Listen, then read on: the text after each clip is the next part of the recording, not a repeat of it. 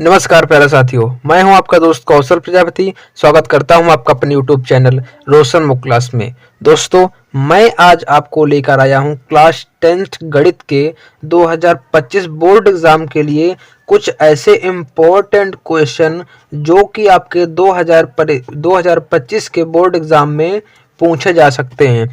तो ये कुछ ऐसे इम्पोर्टेंट क्वेश्चन हैं, तो इन क्वेश्चन को सभी स्टूडेंट जरूर लगा लें, क्योंकि ये जो क्वेश्चन है अध्याय 1 से 14 तक हैं और ये जो सभी महत्वपूर्ण टॉपिक हमने इस वीडियो में कवर किए हैं, अगर इनको लगा लिया तो कम से कम आपका 90 प्लस होने वाला है स्कोर। अगर इन सभी टॉपिक को मन से लगाया तो होने वाला है, नहीं तो 90 प्लस क्या 50 प्लस भी नहीं होगा अगर इनको नहीं लगाओगे।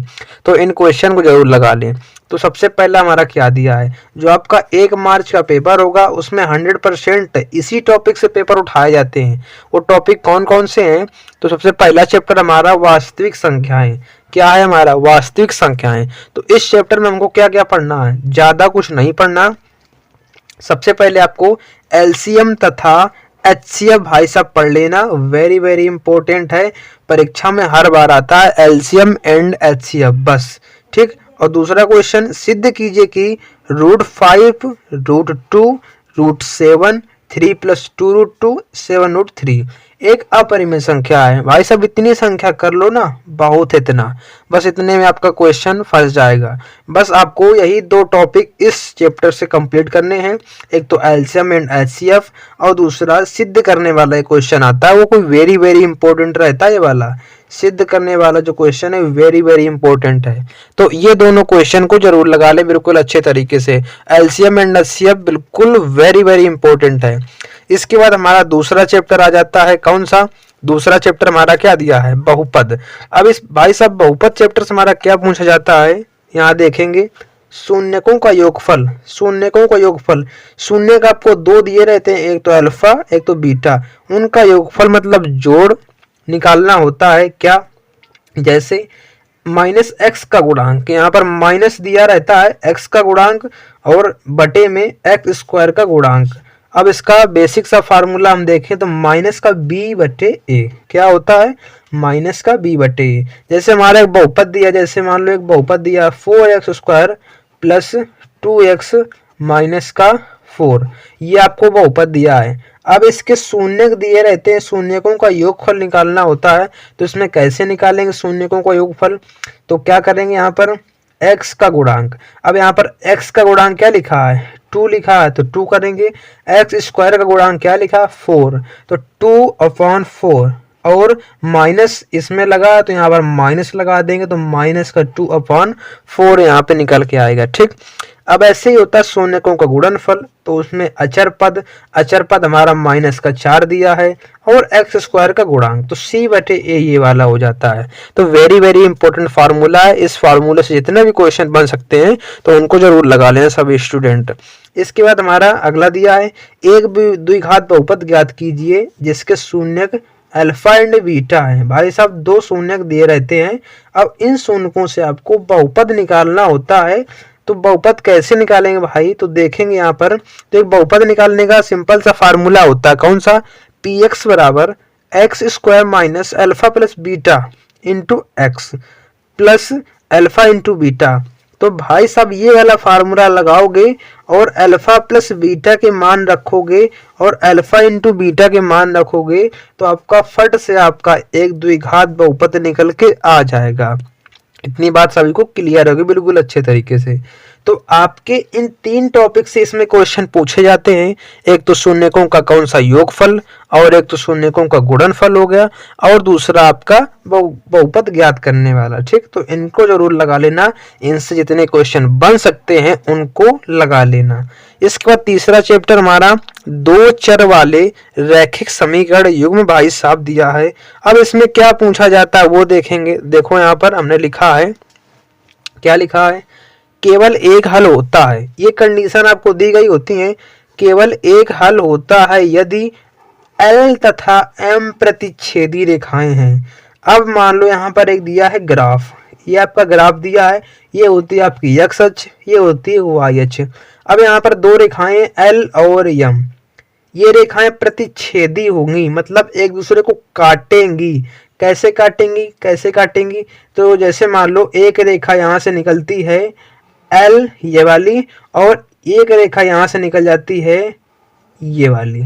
तो यहाँ पर ये मान लो रेखा एल है, ये रेखा एम है, तो ये काटती कहाँ पर एक दूसरे को, यहाँ पर। तो ये प्रतिच्छेदी रेखाएं होंगी। इस स्थिति में क्या होगा, A1 अपॉन A2 बराबर नहीं होगा B1 अपॉन B2 के। तो ये कंडीशन बनती है और इसका केवल एक हल होता है। कितना हल होगा, केवल एक हल होगा, वो भी कहाँ पर, जहां पर ये रेखाएं काटेंगी, केवल वही हल निकल के आएगा। x और y के केवल एक ही मान निकल के आएंगे। मान लो 4,5 निकल के आए, तो इसके अलावा दूसरा कोई हल निकल के नहीं आएगा, केवल एक ही हल आपका निकल के आने वाला है। ठीक, अब ऐसे दूसरा नंबर क्या है, अनंत हल होते हैं यदि L और M समपाती रेखाएं हों। इस स्थिति में भाई साहब क्या होता है, जैसे यहाँ पर एक ग्राफ दिया है, क्या दिया, ये होती है x अक्ष, ये आपकी होती है y अक्ष। अब यहाँ पर समपाती दिया है। समपाती का मतलब क्या होता है, एक रेखा यहाँ से खींची है यल, ये यल रेखा है, और इसी के ऊपर से एक रेखा ये वाली खिंच गई, इसी के ऊपर से एक रेखा ये खिंच गई, इसको बोल दिया यम। तो एक के ऊपर एक रेखा हो तो वो कहलाती है समपाती। भाई सब क्या कहलाती है, समपाती। तो समपाती के लिए कंडीशन होती है कौन सी, A1 अपॉन A2 बराबर B1 अपॉन B2 बराबर C1 अपॉन C2। ये कंडीशन होती है, ये कंडीशन याद कर लेना, ये वाली वेरी वेरी इंपॉर्टेंट कंडीशन है। इसी कंडीशन से क्वेश्चन पूछा जाता है ज्यादा करके। ठीक, और इसके हल कितने होते हैं, अनंत हल होते हैं, मतलब इसके x और y के तमाम सारे बहुत सारे मान निकलते हैं, क्योंकि यहाँ पर कोई तो एक प्रतिच्छेदी रेखा तो है नहीं, केवल एक मान होगा, तो इसके अनंत हल होते हैं। कितने, अनंत हल, और समपाती रेखाएं होती हैं, और कंडीशन आपकी ये बनती है। तो फटाफट इसका स्क्रीनशॉट लेना, नहीं तो आप कॉपी में बिल्कुल अच्छे तरीके से नोट करते जाओ। ठीक, इसके बाद हमारा दिया होता है, जैसे कोई हल नहीं होता यदि L तथा M परस्पर समांतर हो। भाई साहब, अब समांतर का मतलब क्या होता है, मान लो फिर से हम एक ग्राफ बनाते हैं, ऐसे करके बना लिया, ये x अक्ष हो गई, ये हमारी y अक्ष हो गई। अब समांतर का मतलब क्या होता है, एक रेखा मान लो L ये है, और उसी के समांतर सीधे बिल्कुल कोई प्रतिच्छेद, मतलब कोई काटे नहीं, और इसके बीच की लंबाई ये बिल्कुल बराबर होनी चाहिए ये वाली, तो वो होती समांतर। तो समांतर हो तो उसका मतलब क्या होता है, कहीं पर काटेंगी नहीं, तो यहाँ पर कोई हल भी नहीं होगा। तो x और मान y के मान इसमें निकलेंगे ही नहीं, इसमें x और y के मान कभी भी नहीं निकलेंगे, तभी तो यहाँ पर लिखा है कोई हल नहीं होगा, कोई हल नहीं होगा। जब कोई हल नहीं होता तो यहाँ पर एक कंडीशन क्रिएट हो जाती, कंडीशन बन जाती, कौन सी कंडीशन, A1 अपॉन A2 बराबर B1 अपॉन B2 बराबर नहीं होगा भाई साहब किसके, C1 अपॉन C2 बराबर नहीं होगा। ठीक, तो ये कंडीशन वेरी इंपॉर्टेंट है, लगा लेना। और जब बराबर नहीं होता है तो इसको हम किस विधि से हल करते हैं, प्रतिस्थापन विधि से हल करेंगे या फिर विलोपन विधि। अब प्रतिस्थापन विधि क्या होती है, विलोपन विधि क्या होती है, तो बात डिटेल से देखेंगे कब, तो जब इसके क्वेश्चन जरूर लगा लेना, प्रतिस्थापन के और विलोपन विधि के। वेरी वेरी इंपॉर्टेंट विधियां हैं, केवल 3 विधि हैं। एक और आपकी ग्राफी विधि, वो भी लगा लेना आप लोग बिल्कुल अच्छे तरीके से। और एक और थी वज्र गुणन, जो कि आपकी हट गई है, अब वो नहीं पूछी जाती है। तो केवल 3 विधियां पूछी जाती हैं, ग्राफी विधि, विस्थापन विधि, कौन सी, सॉरी, प्रतिस्थापन विधि और विलोपन विधि। ठीक, अब इसके बाद हमने 4 चैप्टर में क्या क्या लिया है, इससे क्या इंपॉर्टेंट है जो आपका बोर्ड एग्जाम में पूछा जा सकता है, इससे तो भाई साहब बहुत इंपॉर्टेंट है। सबसे पहले एक द्विघात समीकरण का एक फॉर्मेट होता है, ये फॉर्मेट सभी को पता होना चाहिए। द्विघात समीकरण निकालने को बोलता है, जैसे ax square minus bx plus C बराबर 0, तो इसको याद कर लेना। इसी के बेस्ट से आपका क्वेश्चन एक पूछा जाता है, इसमें पूछ देगा कि x का गुणांक बताओ, तो x का गुणांक हमारा क्या होगा यहाँ पर माइनस का b। इसमें पूछ देगा x स्क्वायर का गुणांक बताओ, तो x स्क्वायर का गुणा में a लिखा है, तो आपको ऐसे बताना होता है। अब एक गुणनखंड विधि क्या है, तो इसी के गुणनखंड, जैसे आपका एक क्या दिया है, द्विघात समीकरण दिया है 5x square plus 4x plus 2 is equal to 0। अब इसको गुणनखंड विधि से हल करना है। तो गुणनखंड कैसे करते हैं, फर्स्ट एंड लास्ट का गुणा करते हैं 10। अब 10 को ऐसे डिवाइड करेंगे कि जोड़ने और घटाने पर 4 आए और गुणा करने पर 10 आ जाए। तो ये होती है गुणनखंड विधि। तो इसको हम कर लेंगे और अच्छे से लगा लेंगे। इसके बाद अगला टॉपिक हमारा श्रीधराचार्य सूत्र। भाई साहब ये द्विघाती सूत्र होता है और ये सूत्र है क्या, जो वेरी वेरी इंपॉर्टेंट है ये वाला। तो इसको याद करके जरूर जाएं, क्योंकि 2025 में ये सूत्र आ सकता है। इस सूत्र से बेस्ट क्वेश्चन आपके पूछे जा सकते हैं। तो सूत्र क्या होता है, x बराबर minus b plus minus under root b square minus 4ac upon पूरे के बटे लगा है 2a दिया है। यहाँ पर क्या दिया है 2a, ठीक। अब इसमें क्या होता है, इसमें भी आपका मूलों का योगफल होता है। मूलों का योगफल वही है जो उसमें दिया गया था, शून्यकों का योगफल वही इसमें भी है, x का गुणांक बटे x स्क्वायर का गुणांक बराबर माइनस बी बटे, ऐसे दिया गया है।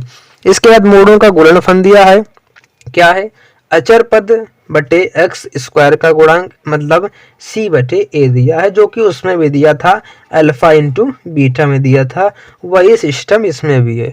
इसके बाद हमारा समांतर श्रेणी, मतलब इस चैप्टर से हमारा समांतर श्रेणी से क्या क्या पूछा जाता है वो देखेंगे।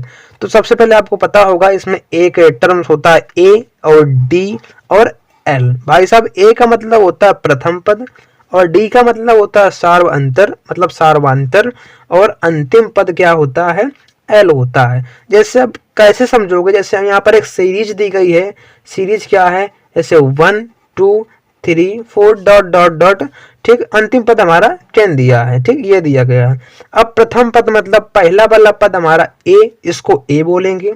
सार्वंतर डी, डी कैसे निकलता है, तो दूसरे पद से पहला पद घटाते हैं तो हमारा सार्वंतर निकल के आता है, तो दूसरे से पहला घटाएंगे तो 1 निकल के आएगा, तो डी बराबर 1 निकलेगा। और अंतिम पद मतलब लास्ट वाला पद हमारा कितना दिया है 10 दिया गया है, तो यहाँ पर 10 कर देंगे। तो ऐसे आपका पूछा जाता है, मल्टीपल चॉइस में आ सकता है, एक सीरीज दे दी जाएगी उसमें शायद पूछ दे सार्वंतर इसका बताओ, या फिर प्रथम पद बताओ, या फिर अंतिम पद बताओ। इसके बाद सेकंड नंबर पे पूछा जाता है समांतर श्रेणी का nवां पद कैसे ज्ञात करेंगे। भाई साहब सवाल बहुत आता है ये वाला, nवां पद कैसे ज्ञात करेंगे, तो उसका फार्मूला होता है an बराबर a प्लस ब्रैकेट में n माइनस 1 इंटू डी। तो वेरी वेरी इंपॉर्टेंट फार्मूला है, इसको याद कर लें और फटाफट इसका स्क्रीनशॉट ले लें, और इससे जो बेस्ट क्वेश्चन है उनको बिल्कुल अच्छे से रट लो जितने हैं। अगला टॉपिक हमने लिया है अंत से nवां पद, ये भी बहुत बार पूछा जाता है। अंत से nवां पद क्या है, इसका फार्मूला l। l भाई साहब इसमें अंतिम पद है, क्योंकि अंत से पूछा गया है तो यहाँ पर l लिया है, अगर शुरुआत से पूछा होता तो यहाँ पर a लेते। तो l minus n minus 1 into D, तो ये आपका अंत से nवां पद है, ठीक। इसके बाद हमने अगला टॉपिक लिया है प्रथम n पदों का योगफल। भाई साहब कुछ पद दिए गए हैं, जैसे ये पद दिए हैं तो उनका योगफल कैसे निकालेंगे, तो उसको डिनोट करते हैं Sn से। उसका फार्मूला होता है 1/2 n ब्रैकेट में a प्लस l। l यहाँ पर क्या है अंतिम पद है, कितनी बार बताया है अंतिम पद, और a हमारा क्या है यहाँ पर प्रथम पद होगा, और n जो पदों की संख्या होगी, यहाँ पर क्या पदों की संख्या। इतनी बात सभी को क्लियर होगी। तो Sn बराबर फार्मूला एक दूसरा भी होता है, कौन सा, Sn बराबर n/2 ब्रैकेट में बड़ा ब्रैकेट लगाएंगे 2a प्लस छोटा bracket n minus 1 into D बड़ा ब्रैकेट क्लोज्ड कर देंगे, बंद कर देंगे। तो एक फार्मूला ये होता है। जो दो अगर अंतिम पद दिया गया हो तो ये वाला लगा देंगे, अगर अंतिम पद नहीं दिया है तो ये वाला फार्मूला लगा देंगे। बात समझ में आई, बिल्कुल समझ में आई। अब इसके बाद हमारा त्रिभुज दिया, क्या दिया है त्रिभुज। अब इस चैप्टर से कौन कौन पूछा जाता है भाई साहब, क्या इंपॉर्टेंट है इससे क्या इंपॉर्टेंट नहीं है देखेंगे। तो फर्स्ट नंबर आपकी पाइथागोरस प्रमेय, भाई साहब इतनी इंपॉर्टेंट है, ये होती क्या है, तो पाइथागोरस प्रमेय आपको सभी को पता होगी। कर्ण का स्क्वायर बराबर लंब का स्क्वायर प्लस आधार का स्क्वायर, ये होती है आपकी पाइथागोरस प्रमेय। तो इसको रट लेना, क्योंकि एग्जाम में बहुत इसका यूज होता है और पूछा भी जाता है बार बार ये। इसका सेकंड नंबर थेल्स प्रमेय, इतनी बहुत इंपॉर्टेंट है थेल्स प्रमेय, बहुत इंपॉर्टेंट है, तो इसको पढ़ लेना अच्छे से, लगा लेना इसको। इसके बाद अगला टॉपिक हमने त्रिभुज से संबंधित भाई साहब जितने भी प्रश्न बन सकते हैं इंपॉर्टेंट प्रश्न, उन्हें जरूर कर लेना। त्रिभुज से जितने भी प्रश्न बन सकते हैं तो उनको जरूर लगा लेना, क्योंकि हर साल त्रिभुज से कम 2 क्वेश्चन जरूर पूछे जाते हैं। 2 या फिर 2 से ज्यादा भी हो सकते हैं, 2 फिर ज्यादा भी हो सकते हैं। तो त्रिभुज से संबंधित प्रश्न जरूर लगा लेना इनसे। 7 नंबर चैप्टर है निर्देशांक ज्यामिति। अब इस चैप्टर से क्या पूछा जाता है, इसमें देखेंगे 3 टॉपिक हमने लिए हैं। कौन कौन से? सबसे पहले 2 बिंदुओं के बीच की दूरी। अब 2 बिंदु कैसे दिए होंगे? 2 बिंदु जैसे यहाँ पर एक बिंदु हमने लिया, जैसे 3,4, एक बिंदु ये हो गया, दूसरा बिंदु 4,6, 2 बिंदु दिए गए हैं। अब इनके बीच की दूरी क्या होगी, उसका फार्मूला ये दिया है, इसका फार्मूला ये दिया गया है। तो इसमें से फार्मूला लगाएंगे और आंसर इससे मिल जाएगा। तो वेरी वेरी इंपॉर्टेंट फार्मूला है, इस फार्मूले को आराम से याद कर लेना। याद करने की ट्रिक क्या है, यहाँ पर इस वाले ब्रैकेट में x है और इस वाले में y है, यहाँ भी 12 कर देना। इसमें देखो, इसमें 12, इसमें भी 12 कर देना, 1 2, इसमें भी 1 2, लेकिन इस वाले ब्रैकेट में x है और इस वाले में y है, तो ऐसे याद कर सकते हैं। इसके बाद विभाजन सूत्र दिया हमने, सेकंड नंबर पर लिया विभाजन सूत्र। अब विभाजन सूत्र कैसे याद करेंगे, इतना बड़ा फार्मूला हम लोग कैसे याद रखेंगे? देखो इस वाले में, देखो फर्स्ट वाले में केवल m और x की बात करी गई है, लेकिन इस सेकंड वाले में केवल m और y की बात करी गई है। तो ध्यान रखेंगे, पहले वाले में m और x की बात है, दूसरे वाले में m और y की बात है। ठीक है, अब यहाँ पर क्या लगाएंगे, 12 21 बटे 12, ये फार्मूला है, ये ट्रिक है इसकी। मतलब ऊपर 12 21 रहेगा, 12 21 नीचे 12, नीचे m रहेगा और ऊपर mx रहेगा। यहाँ 12 21 और बटे में 12, नीचे m रहेगा, ऊपर my रहेगा। पता है? क्लियर हो गया? क्लियर हो जाना चाहिए। इस ट्रिक से आप लोग याद कर सकते हो, क्योंकि लंबा फार्मूला है। इसके बाद त्रिभुज का क्षेत्रफल क्या दिया भाई साहब, इसको डेल्टा से प्रदर्शित करते हैं, बराबर 1/2 बड़ा ब्रैकेट है, x1 ब्रैकेट में दिया, y2 माइनस y1 ब्रैकेट बंद, plus x2 y3 minus y1 plus x3 y1 minus y2। तो इसका स्क्रीनशॉट ले लें भाई साहब। अब कितनी सूत्रों की ट्रिक देखोगे, अब इतनी ट्रिक देखने की जरूरत नहीं है, क्योंकि याद करो वही ज्यादा बेस्ट है। क्योंकि ट्रिक अगर पता भी हो गई तो भी कुछ नहीं कर पाओगे, क्योंकि ट्रिक से ज्यादा याद नहीं रहता, इसलिए अच्छे से याद कर लो, वही ज्यादा दिनों तक याद रहेगा। इसके बाद 8 नंबर हमने टॉपिक क्या लिया है, 8 नंबर आपका चैप्टर त्रिकोणमिति का परिचय। बहुत इंपॉर्टेंट है भाई साहब ये। इससे क्या क्या पूछा जाता है, तो 0 और 90 डिग्री के त्रिकोणमिति अनुपात। अब 0 अंश के सभी मान, साइन 0 tan 0, मतलब 0 अंश और 90 अंश, 0 अंश और 90 अंश के सभी मान याद कर लेना, क्योंकि इसी से क्वेश्चन बनता ज्यादातर। इतनी एक हमने टेबल बताई थी याद करने की, ट्रिग्नोमेट्री टेबल कैसे याद करें।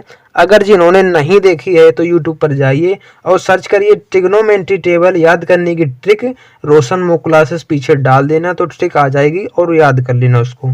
इसके बाद हमारा दिया है त्रिकोणमिति सर्वसमीका, ये पढ़ लेना। त्रिकोणमिति सर्वसमीकाएं जितनी भी होती हैं ज़्यादा नहीं है, पढ़ लेना उनको अच्छे से, वेरी इंपॉर्टेंट है सर्वसमीका। इसके बाद सिद्ध कीजिए कि LHS is equal to RHS। सिद्ध कीजिए कि दायां पक्ष बराबर बायां पक्ष। अब इसके ज़्यादा क्वेश्चन नहीं, कोई लिमिटेड क्वेश्चन है तो उन क्वेश्चन को जरूर लगा लें। NCERT बुक में लिमिटेड क्वेश्चन दिए गए हैं, तो उन क्वेश्चन को जरूर सॉल्व करने बिल्कुल अच्छे तरीके से, क्योंकि हर साल 1 या 2 क्वेश्चन इससे जरूर आता है LHS इक्वल टू RHS से। इसके बाद 9 नंबर चैप्टर हमारा ऊंचाई और दूरी। इससे क्या क्या पूछा जाता है हमारा, उन्नयन कोण भाई साहब कैसे निकालते हैं, अवनमन कोण क्या है कैसे निकालते हैं। इसके बाद ऊंचाई से संबंधित प्रश्न, वेरी वेरी इंपॉर्टेंट है। ये 3 टॉपिक हैं, इससे 3 टॉपिक वेरी वेरी इंपॉर्टेंट। तो इन टॉपिक को बिल्कुल अच्छे से रट लेना, तैयार कर लेना और इनकी प्रैक्टिस कर लेना। इसके बाद 10 नंबर हमारा चैप्टर दिया व्रत। अब इस व्रत चैप्टर से ज्यादा नहीं, आपको एक क्वेश्चन तैयार करना है, एक टॉपिक तैयार करना है। जो व्रत की स्पर्श रेखा वृत्त बिंदु से होकर जाने वाली त्रिज्या पर लंब होता है, एक डेरिवेशन है, सिद्ध करना है इसको, तो इसको तैयार कर लेना। और ज्यादा कुछ तैयार करने की जरूरत नहीं है और इससे ज्यादा कुछ आता नहीं है, तो इसको तैयार कर लेना बिल्कुल अच्छे तरीके से। 11 नंबर चैप्टर में वृत्तों से संबंधित क्षेत्रफल, वेरी वेरी इंपॉर्टेंट है ये वाला। तो यहाँ पर क्या करेंगे, सबसे पहले वृत्त का क्षेत्रफल कैसे निकालेंगे। वृत्त का क्षेत्रफल का फार्मूला क्या होता है, पाई आर स्क्वायर होता है। तो ये फार्मूला याद कर लेंगे। इस फार्मूले से काफी सारे क्वेश्चन बन सकते हैं। सबसे पहले तो एमसीक्यू बनेंगे, इससे मल्टीपल चॉइस क्वेश्चन बनेंगे, या फिर इससे शॉर्ट क्वेश्चन बन सकते हैं इसी फार्मूले से। तो उनको याद जरूर कर लेना। त्रिज्यखंड तथा वृत्तखंड का क्षेत्रफल तो होता क्या होता है, थीटा अपॉन 360 डिग्री, इसके बाद गुणा पाई आर स्क्वायर। तो इसको जरूर याद कर लेना। त्रिज्यखंड तथा वृत्त का क्षेत्रफल क्या होता है, capital A area, capital A बराबर थीटा अपॉन 360 360 डिग्री इंटू दिया है पाई आर स्क्वायर, ये फार्मूला होता है। इसके बाद 12 नंबर हमारा चैप्टर क्या दिया है, 12 नंबर चैप्टर पृष्ठीय क्षेत्रफल और आयतन। इससे ज्यादा नहीं आपको इतने टॉपिक पढ़ने हैं। घन, घनाभ भाई साहब, गोला इतना इंपॉर्टेंट है, अर्धगोला, शंकु और छिन्नक, इनसे संबंधित प्रश्न जितने भी हों, इन्हीं से 1 2 3 4 5 6, ये 6 टॉपिक है, इनको तैयार कर लेना। इनका मतलब क्षेत्रफल कैसे निकालेंगे, क्षेत्रफल कैसे निकालेंगे तैयार कर लेना। इनका आयतन कैसे निकालेंगे वो तैयार कर लेना। इनके सारे फार्मूले तैयार कर लेना। बस इससे ज्यादा इसमें कुछ नहीं आएगा। 2025 बोर्ड एग्जाम में यही आएगा, बिल्कुल यही आएगा, नोट कर लेना।